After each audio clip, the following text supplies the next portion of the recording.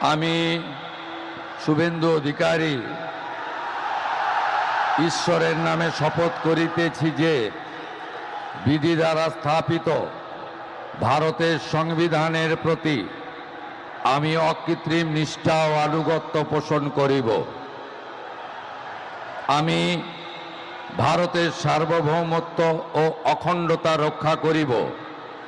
পশ্চিমবঙ্গ রাজ্যের মুখ্যমন্ত্রী রূপে আমার কর্তব্যসমূহ নিষ্ঠাপূর্বক এবং বিবেকসম্মতভাবে নির্বাহ করিব এবং ভয় বা পক্ষপাত, প্রীতি বা বিদ্বেষ রহিত হইয়া সকল শ্রেণীর জনগণের প্রতি সংবিধান ও বিধি অনুসারে ন্যায় আচরণ করিব।